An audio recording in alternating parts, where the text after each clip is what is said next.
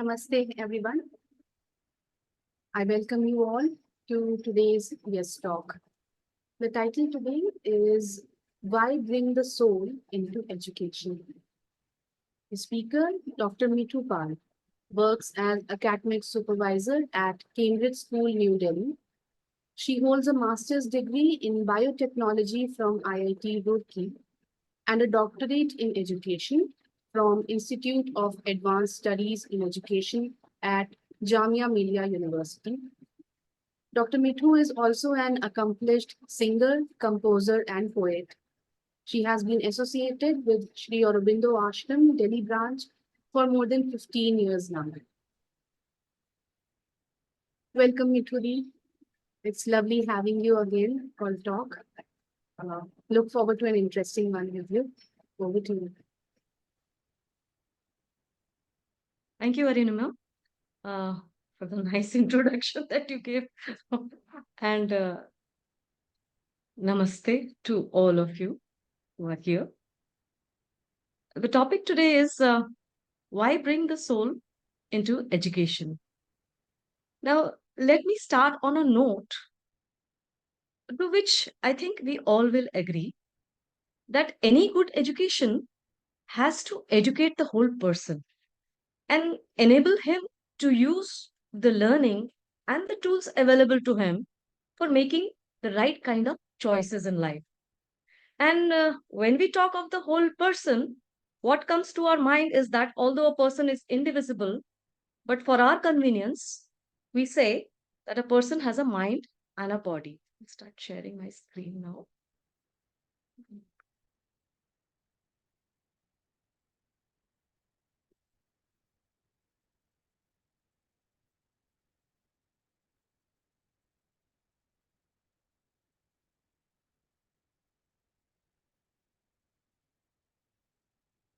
Yes, no, I think it is.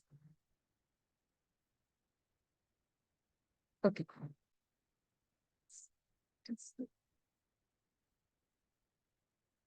Why bring the soul into education? So, like I said, education is about educating the whole person, not a part.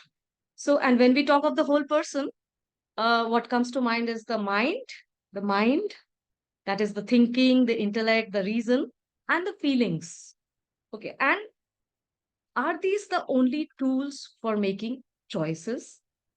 Most of our education systems, they are actually talking about training of the mind, the body, and the feelings, yes, but to what extent?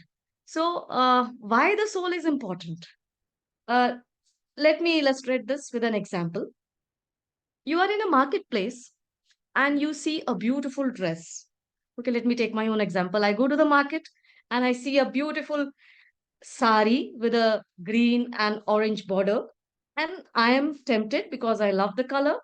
And so my emotions and feelings, I'm tempted, I'm very attracted to that sari, and I want to buy it. But as I enter the shop, Mr. Reason pops in and admonishes and scolds me and says, "Me too, you have enough saris already. And you have been saving for the new laptop that you need. You know, if you spend that money on the sari, how will you buy the new laptop?" So my mind is the you can say Mr. Reason is telling me all these things. So reason is basically a function of the intellect, and intellect is a function of the mind. And we use this for making choices. And intellect conventionally is considered as a better tool than emotions. So I was emotional, but then Mr. Reason pops in. So often we hear this, this saying, or people say often, do not get carried away by your emotions, use your head. So the function of the intellect then appears that it has to regulate and moderate the emotions, like it did in my case as I entered the shop. But oh, my feelings are very strong. So when they become very strong and powerful, they can become so powerful that they can exploit the intellect and make the intellect give reasons to support the emotional state. So instead of the intellect regulating the feelings, The feelings start regulating the intellect and start making it give reasons to support that emotion. And what this exploitation means is that feelings may compel or force the intellect to invent reasons. And so, extrapolating the same example, so I start in my mind, I'm feeling very attracted again. Reason is telling me this, but still I want it. I'm very tempted. So I tell myself, look, next month there is an important function in school, and you would anyway be buying a sari for that event. So why not buy it now? And this shop is giving a 40% discount. So I will also end up saving money. So now, here, what is, if you can see the reason as the versatile tool that it is, if we look at the same issue, the reason can look at the same issue from different angles, and which is a strength. But when the strength, this strength, this very strength can become a weakness when it comes to decision making, because the intellect can get exploited by the emotions and can find reasons to justify the emotional choice. And this raises two very pertinent questions. First, if emotions can lead us astray, should we kill our emotions? And the second question, if even reason is not so reliable a tool, do we have a tool better than reason to guide us? And in the context of the same example, if I extrapolate this example of buying further and I build up my, you can say, consumer resistance, and I become very powerful and I say, no, Mithu, you're not going to buy this sari. Wow, Mithu, you did it. Good job. So I come out of the shop all, with my resistance in front. And after a few minutes, I see an old lady and who is wearing tattered clothes, and she walks up to me and she requests me that, can you buy me a sari, because next month my daughter is getting married and I need a good sari. I'm not able to provide for the wedding sari. Can you buy me one? Without batting an eyelid, without thinking, without any much ado, I go inside the shop, I buy the sari, and I give it to the old lady. Now, and I come back, I come out of the shop feeling very happy, contented, and with a deep mental peace. So, which happiness feels better? Buying the dress for myself or buying it for the poor lady? Well, I could have reasoned, the reason could have popped up then also and told me, look, Mitu, you have been saving for the, you have been saving for the laptop. So if you blow up this money on this lady's sari, you lose out on that money and will not be able to buy the laptop. And the same reason I could have given to the old lady. And but if I had chosen to listen to my reason, and I would have told the old lady, sorry, I can't afford it. I've been saving for the laptop. Then somewhere I know I would have felt guilty and I would have felt a little uneasy. Maybe for a short time, maybe for a long time, it would have nagged me. So, what is that voice, or what is it that actually made me go for this paradoxical choice? Following this voice within me, which promptly guided me to buy the sari for the old lady. So I neither got a dress for myself and I also gave up the money. Neither do I have now the money to buy the laptop. But still, I feel happy. And this happiness, which is very unconditional, it's not dependent, it just came. It just came because of a choice I made. And a voice inside me said that. And it is the voice of the divine essence. And often we call it the soul. And Sri Aurobindo has called it, very beautifully, he has called it the psychic being. And it is the dynamic aspect of the soul that participates in our day to day life. In every kind of situation, it can pop up, it can guide us. So, psychic being is the third tool. In fact, it is the most important tool. It is the soul actually that is overseeing the body and the mind. And a good education system must address the soul that helps in making the right choices. So, the question why the consideration of the soul in education is necessary, now to answer this question becomes very easy. The body and mind are instruments, and all instruments need honing. meaning sharpening, and sharpening means making it better for better use. So, sharpening of the instruments, is it enough? Now, the mind and the body are tools, instruments that need to be honed, that need to be sharpened. Means we need a healthy body and we need to sharpen the mind. So, just like an instrument, if we take a physical instrument, a sharp knife, we can use it to chop vegetables very nicely. But the same knife can also be used to stab a person. A healthy mind and a healthy body, a sharp mind and healthy body are good tools if you want to become a scholar, if you want to become a writer, if you want to become an engineer, doctor, whatever you want in life. So, a good body and a sharp mind are required, but a good body and a sharp mind are also the instruments, are also the requirements of a terrorist to make a terror attack successfully. So, a good system of education should not only sharpen the instruments but also teach us how to use those instruments. Now, this brings in another question. What is happening in the schools? Now, I remember as a child, we used to have this very, with a big capital letter, moral science period. It was called moral science period, where we were told all goody goody stories. You should not cheat, you should not lie, you should be honest. And there used to be also an exam of moral science. Now, in many schools now, a little better version has come. They call it socio-emotional learning, or they call it the happiness period, or they call it the homeroom period, where the teacher is bringing out certain issues and trying to solve them. But nevertheless, perpetually, we are giving a high dose of do's and don'ts to the children, and we are sermonizing. Now, sermonizing and giving do's and don'ts will not take us far, especially teenagers, where value education, moral education is much needed, because that is the period where most of them can go astray.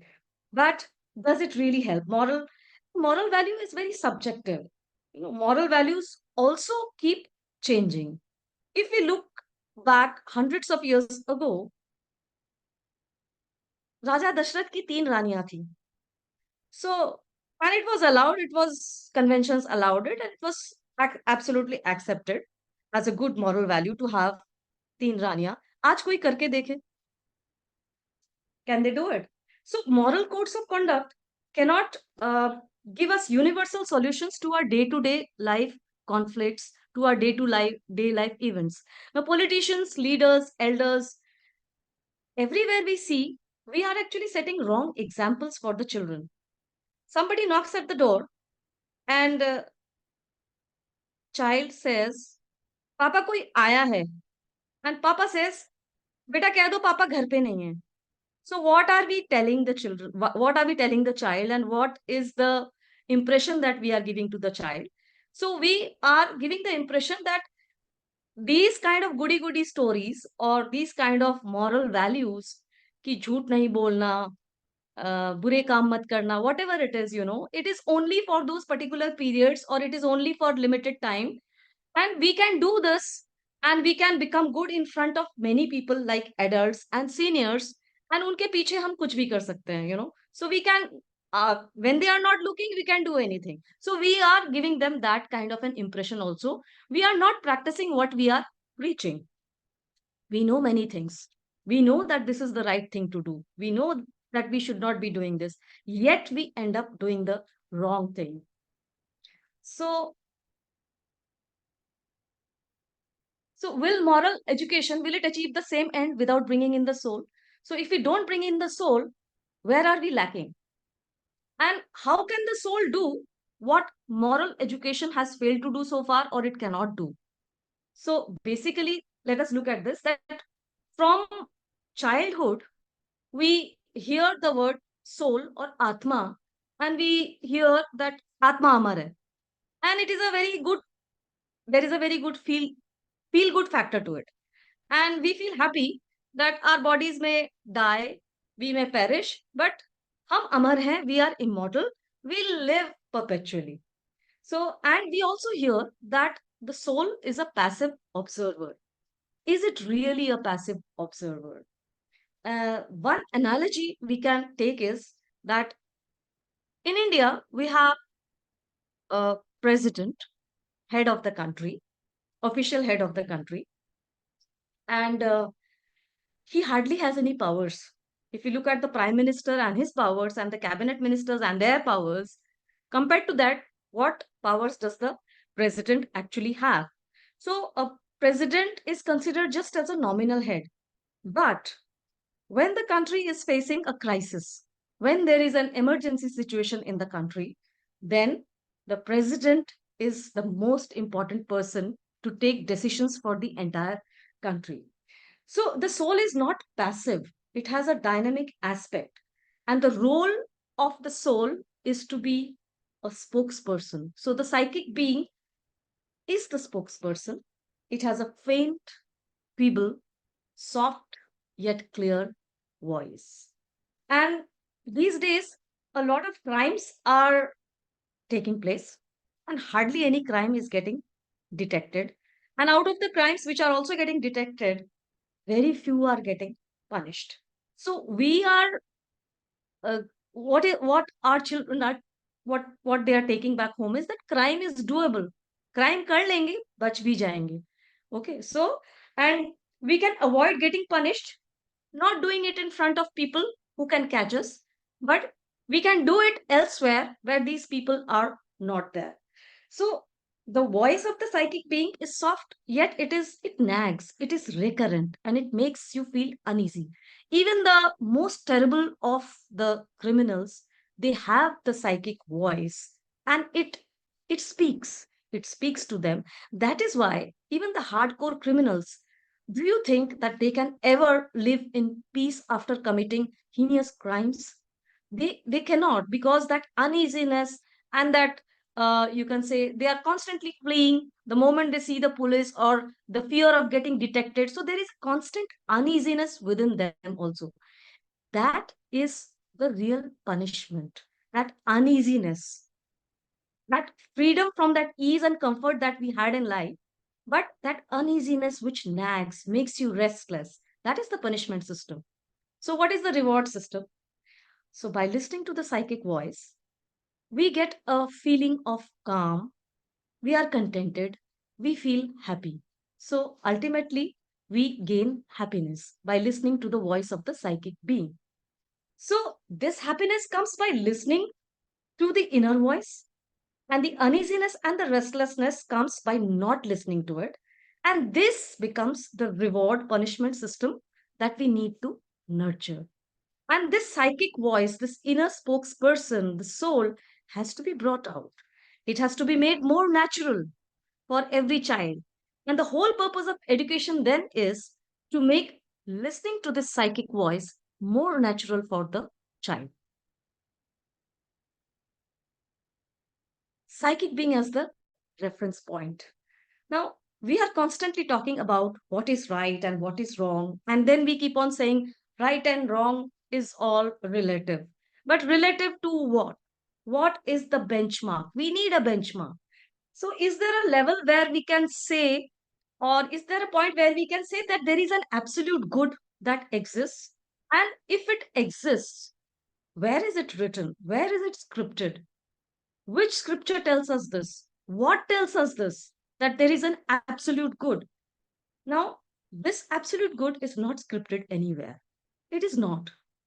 Where it is scripted and where it exists is within us in the psychic being. And this is the main reference point. The psychic being then becomes the main reference point for, but there is only again one problem. It is very soft, it is very weak, it speaks in a very, very low voice. And there is a reason why it does that. If it is very loud and bold and pompous and it tells, no, you have to do this only, and you do this and promptly we do that, where is the evolution then going to happen? Now, what the life situations pose to us are dilemmas, conflicts. When we don't listen to the psychic being, when we don't listen to this voice, we are in perpetual dilemma. There are conflicts. We feel uneasy. we feel restlessness. And we feel calm and happy and contented only when we go back to the psychic being and listen to that soft voice which it has been trying to tell us again and again. Because it is soft, it has got more impact. If it is loud and jarring, after some time we'll stop listening to it. But this is soft, gentle, very soothing, and it'll, if you subdue that voice, nothing will happen, but your life situations will become more complicated.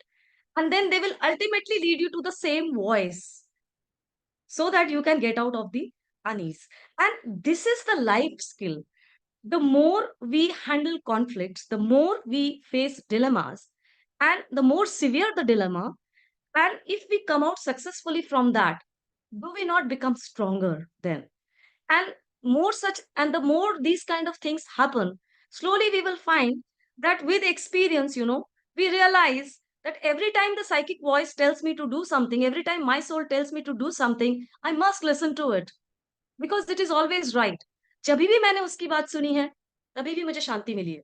I found happiness. So every time that voice again, then the beauty is that even when the psychic being speaks in the lowest of decibels, we are able to hear it and we are able to appreciate it. And we are full of gratitude to the psychic being that it is prompting us to take the right decision. And we feel at peace, we feel that joy, we feel that happiness. So, this becomes then the universal reference point applicable to every individual, every situation, every conflict, every dilemma. Now, story time. Now, a child's dilemma. Just an example from a story written by Dr. Vijlani. This is a story. Kavya makes up her mind. Kavya is a little girl studying in school, and Kavya has a friend, Adya, studying in the same class. Adya is wearing a very beautiful butterfly clip. The butterfly clip slips from her hair, falls on the ground. Adya does not notice it. Kavya is very attracted to it, so her emotional, her feelings overtake, and she quietly picks it up and pockets it. And then her story begins. She pockets it, takes it home, but she is uneasy.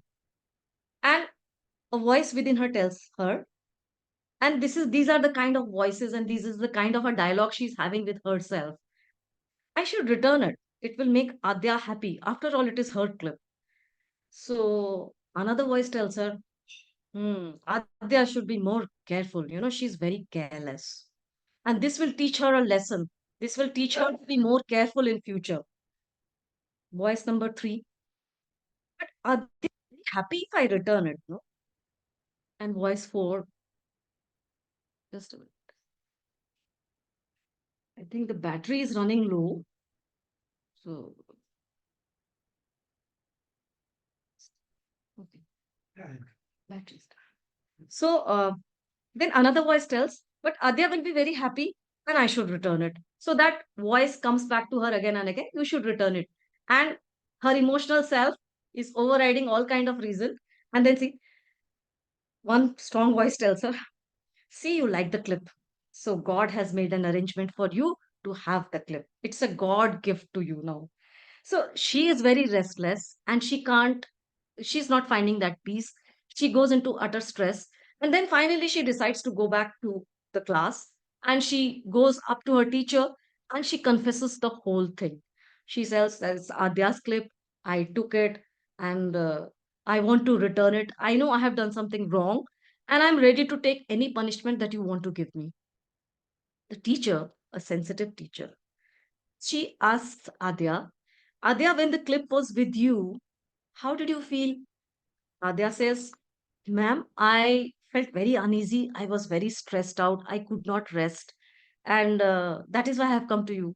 So she says, I don't have to give you any punishment.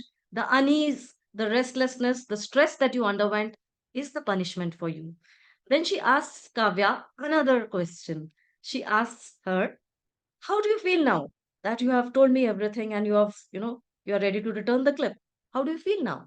And Kavya says, I feel very relieved and I feel happy and I don't feel that stress anymore. I'm feeling much, much, much better. So the teacher tells, the way you are feeling now after owning up is the reward. That peace, that happiness that you're feeling now is the reward for you. So this is just an example to show that dilemmas come in life, and through the dilemmas, the psychic being is very active. It doesn't let you rest, though it is very soft. So we should not underestimate that softness has no power. The psychic being has a lot of power and it exerts it, but it exerts it in a manner which gives also the space to the individual to reason out. Finally, the better reason, the wiser reason, the wiser answer comes to the individual or the child. Now, we are talking of psychic education now. So, bringing why soul should be considered into education, why give so much of importance to this kind of psychic education, where the voice of the psychic being becomes so natural for the child that the child understands without anybody telling that child what is the thing that needs to be done. The unease tells him that he should not do it, and the calm and the peace and the happiness tells the child what is the right thing to do. So, psychic education, how to do it in schools. So, basically, for psychic education, or we can say integral education is all about that. So, basically, awareness. Now, the teacher, it plays a very important role in our education system, undoubtedly. Even a mother, a father can be a teacher. So, teacher is an umbrella term that I'm using over here. So, first thing is the awareness. The teacher or the parent should themselves be aware that there is a psychic being, and they themselves must have undergone these kind of situations where they have listened to the psychic being and they know that it is the best guide. So this kind of an awareness should be there, that if 40 kids are sitting in front of me, each one of them has a psychic being in them, and this psychic being has to be brought out, and it is very much there. So the teacher is very conscious. She is very aware of this fact that there is a voice that needs to be nurtured, that needs to be brought out. This is the first condition. Then vigilance. The teacher is sharp enough and she is not ready to let go of any situation or any circumstance or any event that takes place in the class, and leaving aside academics, she promptly deals with that situation first. Now, children, especially in their primary years, they are very small. Academics hardly plays an important role over there. Every 3 months, there is a social jump in the child's life. Social adjustability, how they react to their peers, how they behave with their adults, how they adjust themselves in their own surroundings. So, how they adjust to their own being, what is inside of them. This can be established only by the life situations, not academics, or not by bookish knowledge that you tell them A, B, C, D, learn karo, and all that. It is, one should just leave aside academics and look at the social building or the character building of the child first, which can be done through only life situations. Also, there are ways and means now, telling them stories, the right kind of stories, exposing them to the right kind of environment where when the child is away from that kind of an environment, where an environment which nurtures the psychic being, and the moment the child is away from that environment, the child feels uneasy. The child feels very happy and contented in an environment which enriches the psychic voice. So, third is educating the feelings. Now, currently, if we look at our own reward and punishment system, forget about the psychic being, but our own reward and punishment system, our reward and punishment system is very utilitarian, you know. So, very high end rewards we place before the child. Beta pad lo, and if you finish your homework on time, or if you get so much of marks, I'll take you to McDonald's, or I'll take you for a movie, or I'll buy you a video game, or हम mall चलेंगे, हम shopping करने जाएंगे. So much of it is so consumer oriented and high end rewards, but do they serve the right purpose? is the child then studying for the joy of studying, or is the child studying for the reward? So, whereas the psychic being does not do that, the psychic being emerges when there is a life situation, conflict, dilemma, it emerges then. And these kind of situations, these reward and punishment systems that we are creating for our children is so utilitarian. And after some time, it will stop working. Then the child will study only for that reward. We will not know whether the joy of learning, are we really giving them the joy of feeling? Are we giving them that security that you are in the right kind of an environment? So all this goes away. And there are other ways of rewarding the children. For example, music, art, drama classes. Usually, in most of the schools, you will see that just one period a week is given. Whereas English has 6 periods, maths has 7 periods, Hindi has 5 periods, social studies, science, everything. Okay. And when any kind of activity has to take place or any, it is the music, the drama, the art periods that are taken away first for practices.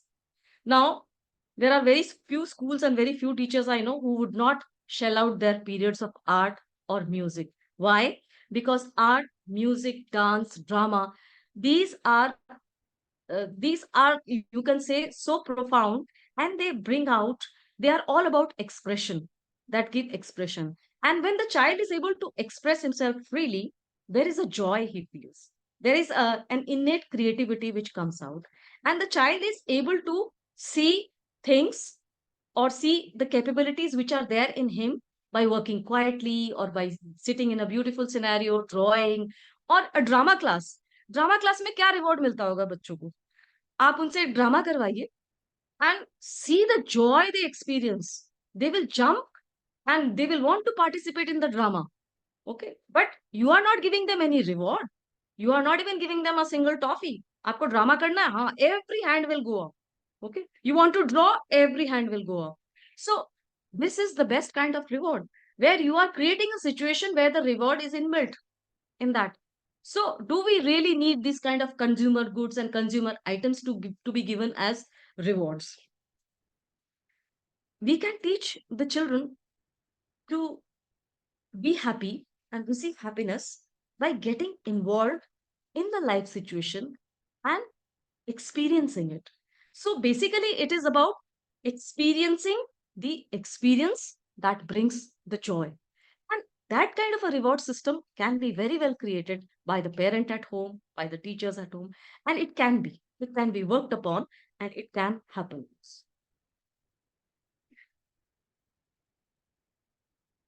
So, Sri Aurobindo's first principle of true teaching, that nothing can be taught.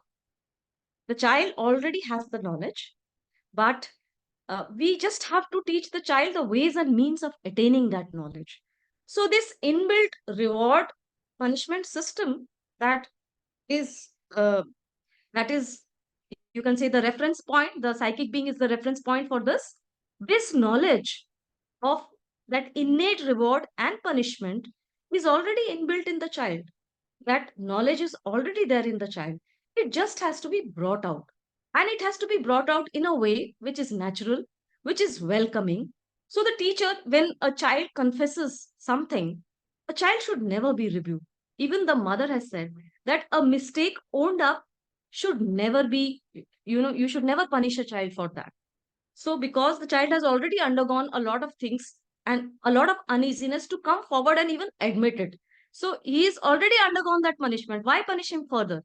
And when he has had the courage, when he is listening to the voice and speaking, so he has realized that truth, he has realized that reward and punishment without any teacher telling or without anybody telling him. He has experienced that. Now, this brings me to, I just wanted to tell one more story. Uh, we as teachers or as parents, you know, we have a very important role to play in a child's life. And it is to be very conscious that within everybody there is a soul. And we should feel connected at that level with the child. Is of course our child, we will pet and pamper and we'll do everything for our child. But one must realize, like I think Khalil Gibran wrote it, your children come from you, but they are not for you, or something like that, he wrote. So they are individuals who have come through you, but they don't belong to you. They are individuals. They have a soul. And one has to connect with that soul. One has to realize that there is a very active, dynamic, psychic being in the child, which will become his guiding light, the reference point for all his decisions, choices in life. And we have to nurture that. So the main purpose of education then becomes to nurture this. पढ़ाई तो हो ही जाएगी, maths भी हो जाएगी, science भी हो जाएगी, सब कुछ हो जाएगा, but what will happen to this part which is so essential as a life skill in the life of the child. We empower the child when we let this blossom, when we let the child realize this, when this psychic being is nurtured. And for this, like I said earlier, we should not miss out on any life situation which gives you a chance to do that. So I'm just reminded of a very beautiful story of a there is a classroom, class grade 3. So no, sorry, there is a party which is going on. Okay. There is a party which is going on, and there is an old man, an ex-teacher who is sitting over there. So another grown-up person, a young adult, approaches that old man and he says, "Sir, do you recognize? Do you recognize that I am so and so from third grade that you taught in this 1964 or something like that," he says. So the old man looks at him. He says, "Grade 3, that school." He's not able to recollect. He says, "I'm that boy. You remember, there was that big incident in the class where a watch was stolen, and a child was wearing a beautiful watch. Another child stole it, and you were the teacher. And as a teacher, what did he do? He said, 'Okay, everybody, whoever has taken the watch, you please own up.' Nobody owned up. So he said, 'Okay, all of you will line up, and I will search all your pockets, and whosoever has it will get caught. And but there is one condition: all of you will stand in a line and you will close your eyes.' So everybody closes their eyes, and the teacher finds the watch in one of the pockets of one child, and he takes it and gives it to the child जिसका वो watch था. And the matter ends over there, but the class keeps on talking about it for a long time. He says, 'Sir, don't you remember? I am that boy who stole that watch. And now I am a teacher because you inspired me so much without humiliating me, without exposing me to the whole class. You taught me something. You taught me that I felt it so deeply that I felt that if you can impact this, if I become a teacher, I can impact so many more lives. So you have been my role model and my guiding light. Don't you remember me? It was such a big incident. Now, so the teacher said, how could I remember? How could I remember? I remember that incident, but how could I remember the child who stole it? Because even I had closed my eyes while I was searching. So, this is the presence of the teacher, the consciousness of the teacher, that without humiliating the child, even if the child has done something wrong, you allow the child to experience that uneasiness. And if the child is experiencing that uneasiness, it's you can bring it out, or through stories. You can tell some stories without harsh treatment or without humiliation. You can tell a story which is similar to the incident that has happened in the class, and without blame game, without naming the child, without shaming the child, the right thing, or the child automatically does the right thing when he's exposed to that right kind of environment which the teacher has created.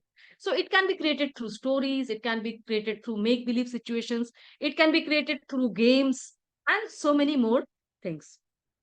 So we think that we always say कि हमको बच्चों की psychology समझनी चाहिए.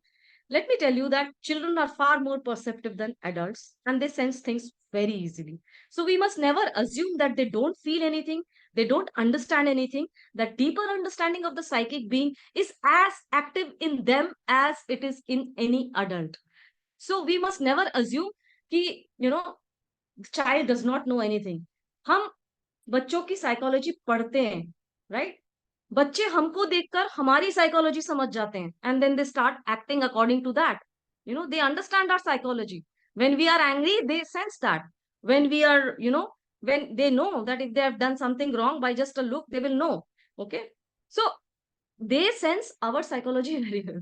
So we must give that freedom to the child, and we must give them that, you can say, uh, mm, opportunity to find out that voice within themselves, realizing that there is a voice in them as much as it is in me. And if I, as a teacher, I, as a parent, I'm trying to bring out and nurture this psychic being or the voice of the psychic being in the child, I'm also listening to my own psychic being as to how I should bring up a child. So these are my closing thoughts. And in the end, I would just end it on a note that let Kavya's inner voice prevail. Let all of us assume that we are all Kavyas and there is a voice, and we are faced with so many situations. And that is the beauty of bringing the soul into education, that it is a live teaching happening all the time. We don't need any textbooks, we don't need any materials. Life itself is the best teacher, and life situations itself will prompt the psychic being to speak up and help us out of all dilemmas, provided we listen to it. Thank you so much.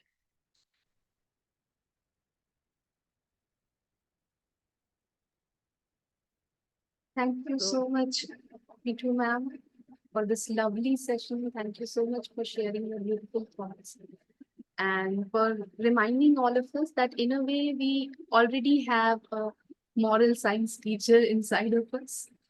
Thank you so much. Uh, we can check with the participants. If anyone wants to share something or anyone has a question, please go ahead. You can use the chat box or you can raise the hand and call out your name or unmute yourself and speak, please. Thank you, Mithudi, for the lovely talk. It was I read this about psychic being yesterday. I have a question. Is psychic being the same as our intuition? Is it the same voice? yes, intuition comes very close to the psychic being, but psychic being is above the intuition also. Yes. Okay. Okay. Thank you. Because intuition is very occasional. You will have flashes of intuition. It is not a, you can say, it is not a very recurrent thing. Only when you are in a particular state, that intuitive state, you can sense the intuition and you can act according to it. And intuition, here we are talking of the reward and the punishment system, or what is the right thing to be done. Intuitively you can also know many things. It need not be on solving a conflict or coming out of a dilemma. It could be about many other things. Okay. But in life situations where we need a guide perpetually, it is always there. So this is the beauty of the psychic being, that even when we are not on the higher planes, or when we are even not in that highly contemplative or meditative state, the psychic being is always there with us. Hmm. Right. Right. Okay. Got it. Thank you for sharing. Thank you. Namaskar. Namaste. You have raised a very important point in the system of education, and our prevalent system of education in the whole country, even in the whole world, speaks so much about the so-called main subjects that it overrides or completely forgets about the awakening of the psychic being, or becoming, or awakening the child into that awareness. Now, this being the, as you also mentioned, that in a class, the children are more receptive and conscious of their feelings and experiences compared to the teacher who is completely immersed into finishing the studies, the courses of studies. Now, in such a situation, how do you feel that this can be achieved on a mass scale in, say, in India itself. Uh, on the you mentioned about the integral schools. That is a very solid beginning. But even in the integral schools, not all teachers are very conscious about this aspect of the child's personality, and they are bent on finishing the course contents. Yes. So this is our observation. What do you feel about the solution towards this problem? Yeah, my personal take on this is that there is a very serious need for integral teachers. And as if institutions can regularize integral education as a course and not just B.Ed and M.Ed, if that itself and Sri Aurobindo's and the mother's teachings, and also few others, J. Krishnamurti, and if those come into the mainstream, and if Sri Aurobindo's psychology or philosophy or whatever they have written, if it comes into mainstream, then it is going to impact in a very big way. Otherwise, I'm very glad that you have brought this question because, for a conscious teacher, very few maybe right now, but there is an awakening which has happened, and a lot of youngsters are coming into teaching by choice. So this is a very good sign. For a conscious teacher, it does not matter, even if she has any teaching aids or if she has any education in education, per se, like we call. So it does not matter because a conscious teacher will always find her ways and means, and she'll always pick on these life situations and leave everything aside and do. Even if she's teaching in the conventional style, which sometimes, we are so taken in by things like, हमें ये aid चाहिए, हमें ये activity कराना है. We are an activity based school. We do so much, we do collaborative learning, and all these cliched and big terms that we hear. At the very basic level, what you require is the consciousness that every child is a conscious being. Okay, and you have to make the child more and more conscious of this psychic voice that is within. For a conscious teacher who is conscious, it is very easy. But how do you make everybody like that? For that, yes, you need institutions where it has to come into mainstream teaching with real understanding of what is integral education. So right now, this word integral education, we hardly have any institutions where, other than Pondicherry, that school is there which mother started, and Mirambika is there, Mothers International. So here you find that yes, these things are being actively done. Above all, the child as an individual is given preference as a human being, and that consciousness, the change of consciousness is so you can feel it in these kind of schools, but they are very limited. They have to become mainstream. So this is my take on. Yeah, you are right. And it is the child is ready to learn. It is only the lack of conscious teachers to provoke their awakening that is lacking in the system. Say in Odisha, I'm speaking from Odisha, in which the integral schools have taken a lot of spreading among the masses, and there are about more than 400 Sri Aurobindo integral schools around the different parts of Odisha. But they wanted to have their own courses in the lower classes, but government imposes that you must have the board-based education. Otherwise, your child cannot come to HSC examination standard. So there are limitations, but I'm sure slowly and steadily the mother's force is acting through Yes. her little agents spread all over, and something will happen in course of time. We hope and we hope. Thank There you. are, yeah, sir, there are lots of, I would not say that there is a lack of integral teachers. I think the number is growing substantially now. And it is Yeah. just that, we also have to see that these teachers, they also come into the right place where they can educate a large group of students, and with this kind of thing, that the conscious child is a conscious being, the psychic voice must come out and all.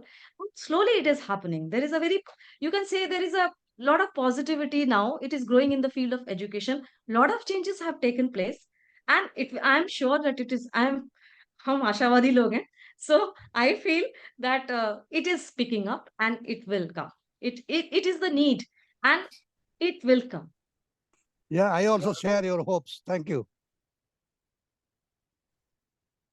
Thank you, sir. Thank you, ma'am. Participants, if anyone wants to share something or ask something, please go ahead. Yes, Dr. Sanjay, please go ahead. First of all, thank you so much for arranging this kind of talk. I was attentive and listening, and I want to thank Madam for taking the time out and discussing with us in a very simple language with a couple of examples. What I wish is that these kinds of messages need to reach a much larger audience, so that over a period of time, we can create a critical mass which can bring about a desired change in the society. And when I look at the number of participants for this session, there are only 8. It should have been 800, if not more. So When I think Arunima uploads it, it will reach the same number of masses, I think. yeah, but She'll the upload it joy, on the YouTube today only. So but the joy of listening to you live that in is real all. time, that is a different feeling altogether. And I want to congratulate you and compliment you Thank you. for the efforts. Thank you for being there. But things are not so easy and simple. Children are also different. They are not clones. They are not all alike. They are coming from different kinds of family backgrounds, socioeconomic strata. So sometimes we have to be very flexible in our approach to moral education also. So Absolutely. sometimes when I listen to people who want that let us develop a module how to impart moral education to children. My feeling is that is where the problem starts or originates.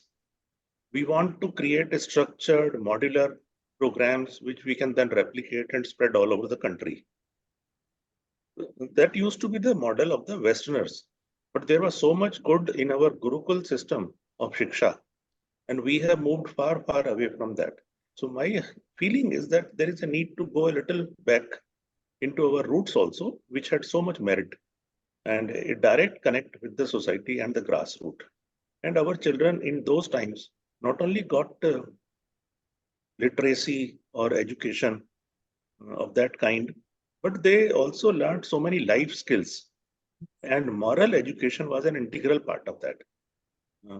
Now we are struggling and making special efforts to include those things which were spontaneous and natural in those centuries. So, but thank you so much. And I think you will have to continue such talks at other platforms also. And I wish you all success. Thank you. Thank you. Thank you, sir. I am Yes, practicing at AIMS New Delhi, and I am heading a department at AIMS. So, Dr. Bijlani, I have great regard for sir.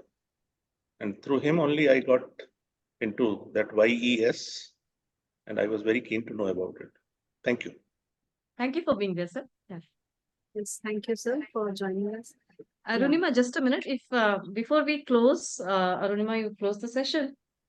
This is not an advocacy, and here I take full responsibility when I say this.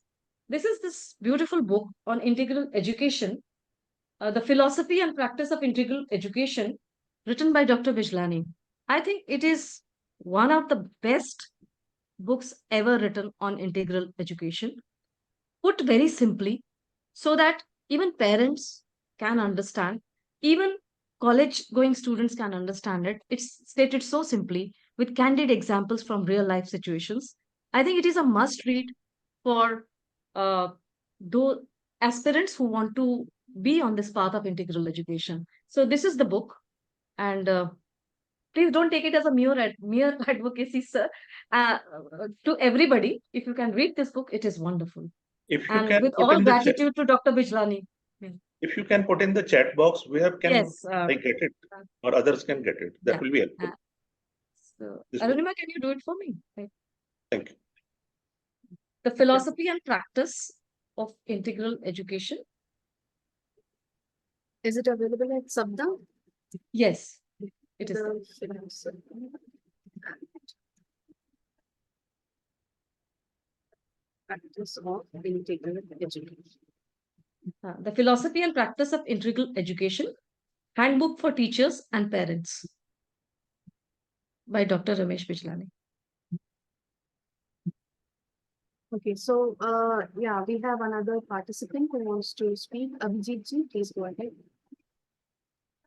Yeah, just a quick question. Uh, can the psychic voice be different in a given situation? In two persons, like, the decision making. For one, the psychic being, it's the soul voice only. For someone, it is different than another person. Can there be a conflict in the decision making in I a think it is given a very situation? very interesting question that you have raised, a very interesting point.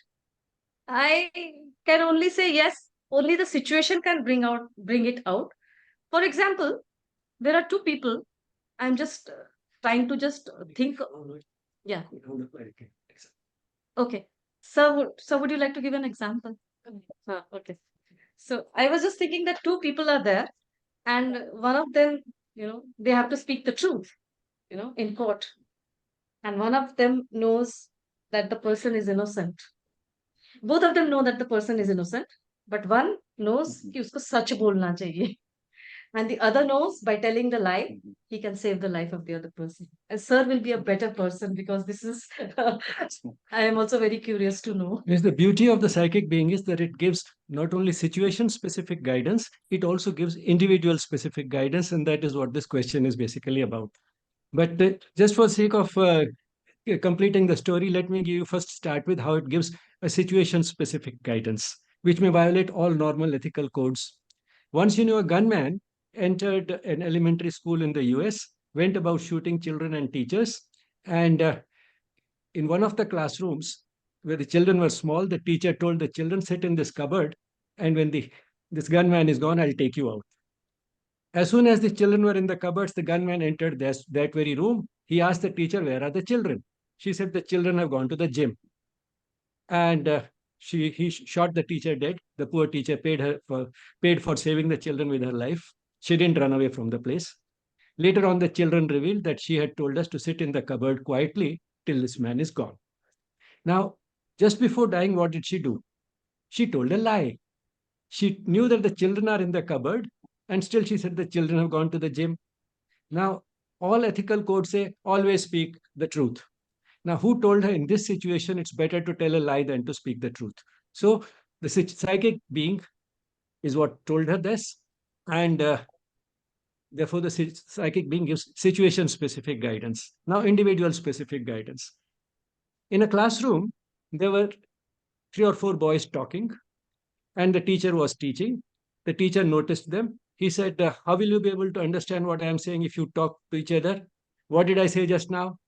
So, he wanted to show them that you are not listening, so you wouldn't know what I have said. So, except for one boy who could repeat what he had said, the others could not.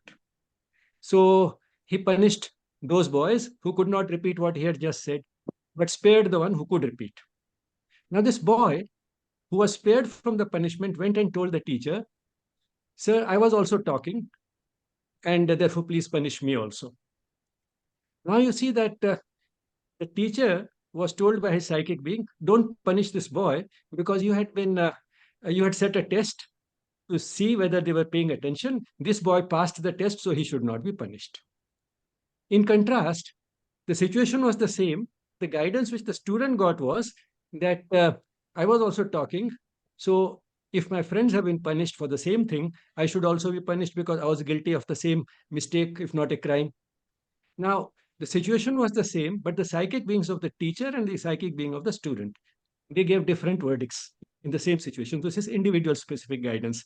And if I may reveal, who was this boy who went and asked for punishment? His name was Narendra Dutt, and he grew up to be Swami Vivekananda. Yeah. Yeah. Thank you very much, sir, and Dr. Bijrani.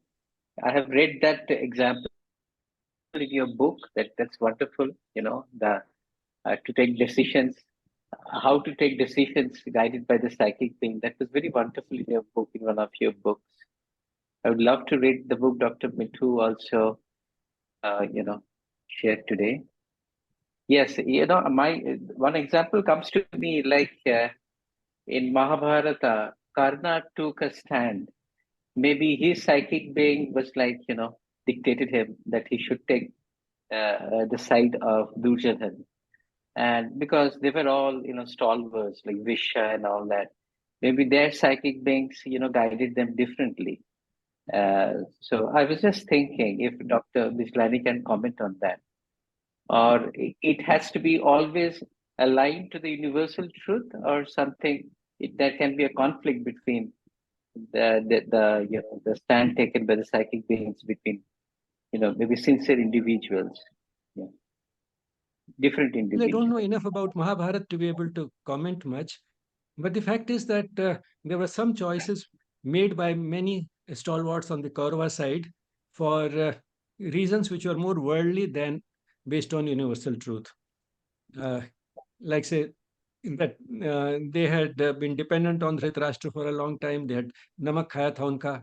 Therefore, this is what they should do, and so on and so forth. So there are many worldly considerations which were at play, and therefore I wouldn't be able to say who was being guided just by the psychic being and who was being guided by some other considerations. That just again leads to another question which is commonly put: what is the difference between the voice of the psychic being and the voice of the conscience? Most of the time they coincide, but the there's a shade of a difference. While the psychic being is based on universal truth, the conscience is colored. Sort of, the voice of the psychic being gets contaminated by the cultural influence, by the type of upbringing that the person had, the environment in which the person has grown. So this is a part of our culture. It's rooted in our culture. जिसका नमक खाया है, उसके साथ वफादारी करनी है. I have to remain faithful to the one who has fed me. Now, this is a cultural truth. It's not necessarily a part of the universal truth. On the other hand, Sri Krishna, who was Yogeshwar, and he would be doing things from the universal truth point of view. He did certain things in Mahabharata where people point fingers that how could he have done this? He cheated this person, he cheated that, he broke this particular rule of the war, and so on and so forth. Now, for him, that was not important. What was important was the larger picture. And therefore, these ethical codes, which had validity in most of the situations, did not appear to him valid in this particular situation, and therefore he felt free to break those rules. Okay. Thank you very much. It's very enlightening. Thank you, sir. Thank you, Dr. Bijlani, sir, for answering the questions. And before we close, would you like to share your thoughts on the session as well, today's session? I think the time has already run out, and I'm sure we'll have more sessions as some of the participants expressed the desire. We'll keep having more sessions of this type, and also keep uploading more material on education on the channel. And the fact is that we all want our children to be happy and healthy, and the two go together. Because modern medicine now shows that there's a mind-body relationship. So if you're happy, you are also healthy. And we want our children to be that. But then when you talk of moral education, very often the idea children get is that these people want to deprive us of our happiness. Because evil can be tempting. The evil can bring some short-term happiness to the child. And this applies not only to children, also to adults. They do many wrong things just because they get tempted. Now, what is important is to understand, therefore, the uh, punishment which comes from within, which was pointed out, that when I do something wrong, on one hand, I may get some cheap thrill, but on the other hand, I'll also feel guilty and I'll get this uneasiness. And that's a punishment which I can never escape, even if nobody found me doing the wrong thing, even if I'm not found out, this is one punishment I can never escape. So this is one of the most important things in integral education. And about Kavya's story about which was told, we have by now 4 videos based on that book, 2 in English, 2 in Hindi, and 2 of those videos were made by Arunima. So if you go to the playlist Children's Stories, you'll find 4 videos based on Kavya's story, 2 more relevant to career choice and 2 relevant to this making choices in life based on the voice of the psychic being. So there are 2 different aspects in that book, and for each of these we have a separate video. And about Dr. Sanjay, I think Wadhwa, isn't it? Yes, Dr. Sanjay Wadhwa is a very Sir. dear friend. You said that we need a critical mass of people who are convinced about this type of education. That's a very important point, because the entire vision of Sri Aurobindo and the mother of a better world is based basically on this critical mass. That is the critical mass of people reaching a certain level of consciousness, and that is what will change the world. The few and far between have always been there at that high level of consciousness, but it is the numbers that we want. So that critical mass is important in education, it's important in the world in general. Now, one thing we can do to sort of that to make our little contribution, and that is what the Yes platform is doing. But as you said, that there are only 8 persons who have joined.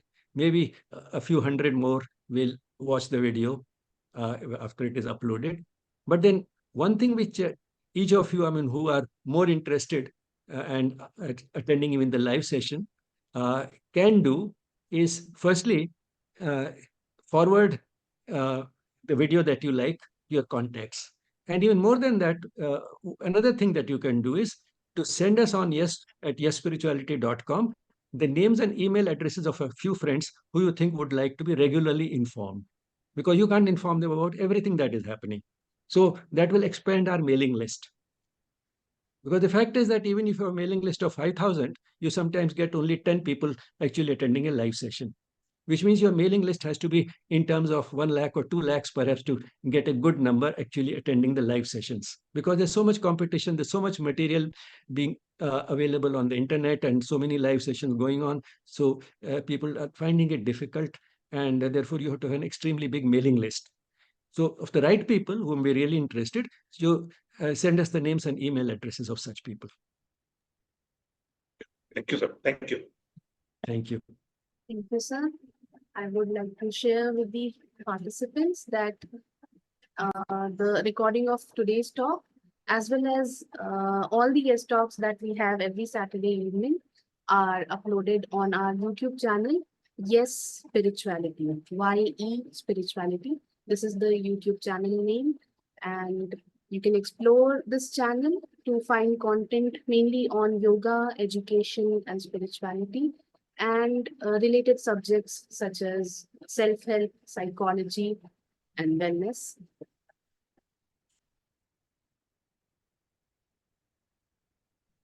Thanks again, Mithu ma'am, for a lovely session and for sparing your valuable time for all of us. I thank the participants as well for being with us today. We can close today's session with a moment of peaceful silence. Namaste.